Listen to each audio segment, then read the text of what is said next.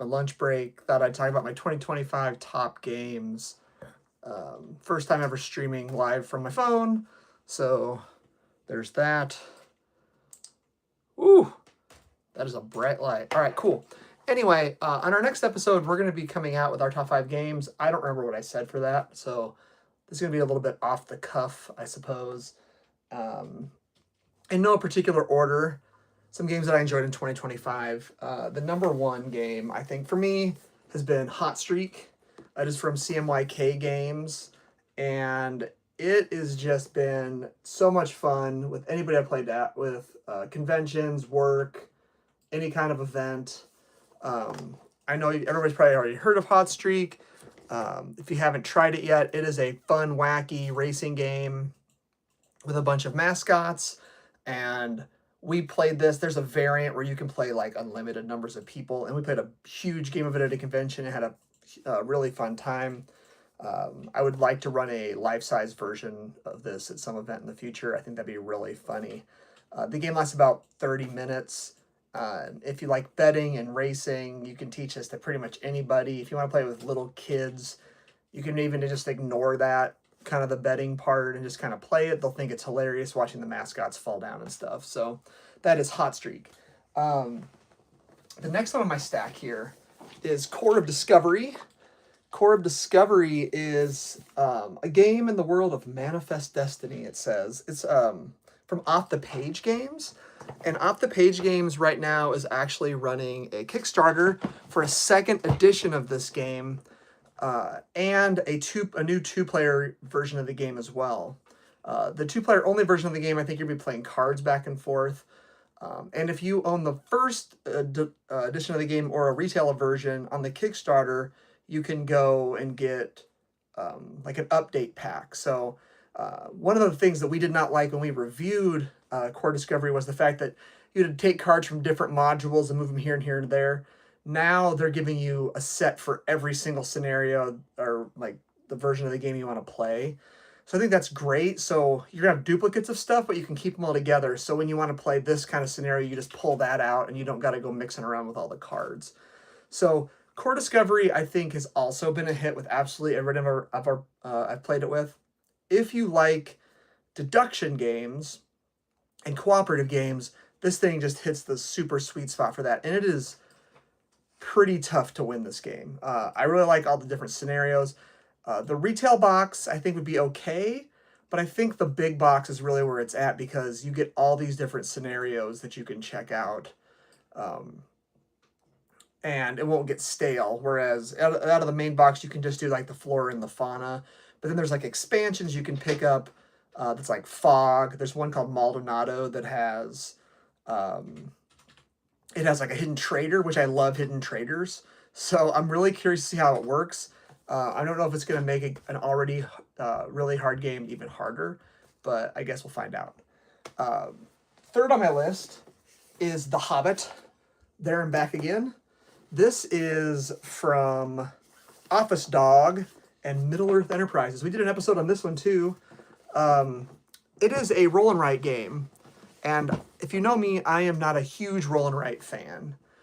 But I'm a huge Lord of the Rings fan. So, I've got the Lord of the Rings. Oh, man, I can't even get that on there. Cameras are weird. Anyway, there we go. My Lord of the Rings tattoos. So, that might be why we have another Lord of the Rings game on the list, too. Some people might say there's too many Lord of the Rings games out there. I don't think so. I love what they're doing. I will check out anything that's Lord of the Rings themed. I even love the original Reiner Knizia cooperative game from 2001. It's one of like the first cooperative games ever, and then that introduced me to co-ops. Need to play that again soon. But There and Back Again, you get these really cool like board books. I guess I can open it up and look. And the markers are really good, and they erase really nicely. So the production part is really good. And so you've got these really nice books. They remind me of like the board books, like you'd be reading little kids.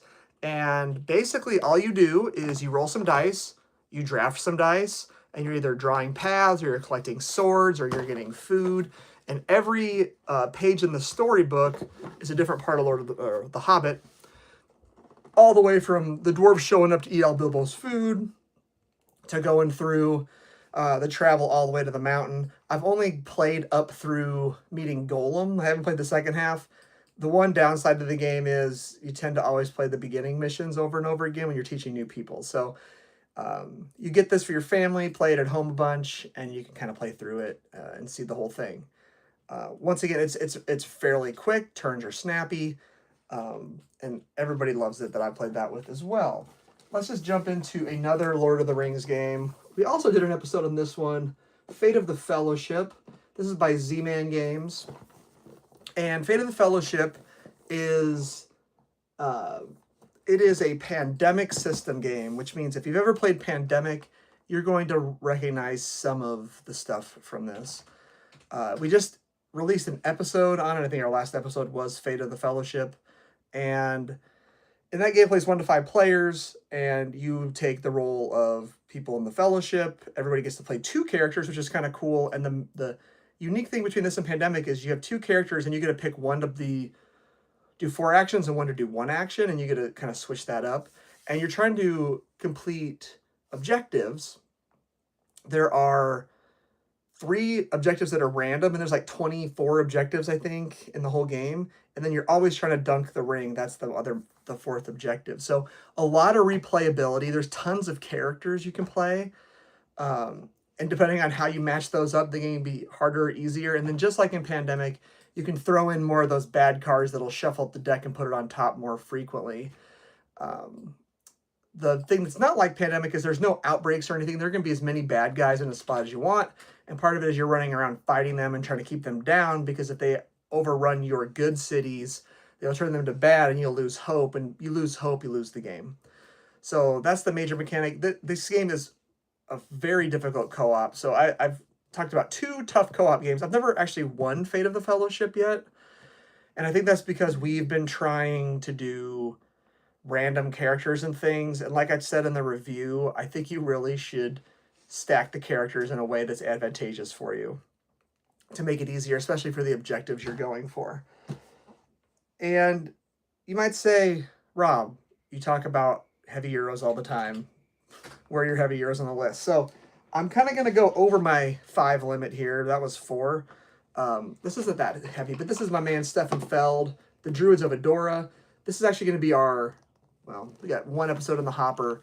This is the one we're going to be reviewing in a couple of days here. And in the Druids of Adora, this is one that I kind of skipped out on BGG-Con. I didn't play it. Asked some people about it. They said it was really feldy. And can confirm this is the feldiest feld that I've ever felded, maybe since Castles of Burgundy. You look somewhere and you get points. It's really cool. The main part is you're rolling dice. You get some amount of dice. The rest are in storage. On your turn, you use a dice and you move from one spot to another spot on the board, and you have to pay some amount of provisions. Then depending on the pip value of your dice, you have to pay some more provisions. And then you get to do an action. There's a bunch of different actions. You can get gems to put in an amulet. You can get technologies. You can get, you can put these little pieces on the board that'll give you other things. So basically everything you do kind of combines together and does other stuff. It just chains. Every action has like a reaction, and it just keeps going and going. And it's so interconnected. If you run out of dice, it's a bad thing. So one of the actions is to get dice. One is to get more provisions. If you suck at the game like me, you have to take the bad druid turn, and you just take a dice and 6 provisions, and your turn's done. And that means you're not going to actually get to play all your dice. So I've yet to win this game. I know it's really good because I haven't won it, and I absolutely love it. And I'm really, terrible at this game. I just need to get better at it, and I want to keep playing it. And it plays in like an hour. So that is, it's a fairly thinky, I think, middle of the road Euro as far as Felds go. It's a big step down from his last year's Civolution, and even some of his like big box city type games. The turns are snappy in this one too, and it's in a small box. I can't say enough good things about Druids of Adora. And let's just keep ratcheting it up in the heavy zone. Next up, I'm going to talk about Baghdad, City of Peace. This is from Alley Cat Games. This is probably my favorite game from last year, even though I got it. I don't know if I got it last year or not. I did play it last year, and it came out at Essen. This was a Kickstarter. Unfortunately, Alley Cat's games like this, they're like deluxe Euro games, are not going to retail anymore. So it's going to be hard to get Baghdad until maybe they reissue it in another Kickstarter. But Baghdad is phenomenal. Another game that I'm going to put in the pile with the Druids of Adora that I am horrible at. Horrible. Yet to even come close to winning this one. Its unique thing is you put cards down, and then you slide the cards over, and then you get to count the symbols on the cards that are visible, and you get to do an action. And you're moving around kind of a rondel. There's 4 quadrants on this board, and you're taking tiles off the board, and depending on how strong the action is, you can put those tiles on your board, and you can build buildings, and you can build this giant palace in the middle. I don't know if you can see that right there. Oh, it's upside down. Wow. Yeah, right here. So you can build this really cool palace, and you're kind of just moving around this rondel right here. And then like there's all these things right here are endgame scoring tiles, and also you're moving these boats around down here, and there's endgame scoring there. And basically everything you can put next to a number there is a multiplier towards one of those 8 endgame scoring things, and that's the majority of the points, and then you can get some points some other ways. The game has a couple of other modules in it that I'm interested in checking out, but I've only played the base game so far, and once again, I don't know if I played a game really like this one. I really, really like the card action row thing. It's pretty unique, and you're actually taking cards, and the game ends when all the cards are gone. You're taking cards off of the board at the end of your turn, and it has really nice player aid. Your turn actually has like 7 steps. The funny thematic thing that is part of the game too is wherever your piece is next to, if you're next to a student or you're next to like somebody that needs, I forget what they call them, but somebody that needs medical attention, if you went next to them and then you didn't pick them, you have to pay the students, and you have to lose this favor. And it's basically like, oh, you saw this student and you didn't help him, or you saw this poor person that needed medical attention and you didn't help him, so lose favor, lose money. So it's kind of tricky where you want to go. And this is a game where I'm really bad at it because I get the ooh shiny look over there syndrome, and I just can't focus. And you really got to focus on 1 or 2 things to make it work. Lastly, I'm going to talk about one more. Ada's Dream, also by Alley Cat Games. This one will be hard to find as well. This thing is Banana Pants. It kind of reminds me of Newton with everything going on there, but the main thing is another kind of rondel here. You're moving a dice to the next spot, pushing a dice out, getting a thing when you do that, and then you get to take your dice. I don't know if it shows one here. Like, here we go. And you get to take your dice as a different action and put it on your computer board here. And then you can take these little punch card things that sit in there, and those are like objectives. And the main thing with that is you're trying to make rows and columns of dice and addition or multipliers, or there's some negative things in there too. And then every completed row or column you get to score at the end of the game. But you can only score a limited number depending on how far you have this cloud moved up there. It's like if you haven't moved this thing up and it's maxed out at 10, every line in a row can only be 10 points. But it could be up to like 40, and like if you make a good row, you could score like up to 40 points for one of these rows or columns, which is pretty cool. And then there's just like 4 different mini games, so every color has something to do with something different. There's a mini game where you're kind of running around the board and the map, getting and doing stuff. There's one where you're like putting influence in institutions. There's one where you're hanging out like in a study and getting more cards, and then there's one where you're kind of just getting books and different stuff. Ada's Dream, there's a lot going on in that game. It is heavier than Baghdad, I would say, so in the order of that I was going. Those are like 3 of the heavy Euro games I really enjoyed this year. Some things that I thought would be there that aren't, are like Orloi, the astronomical clock. I need more plays of that.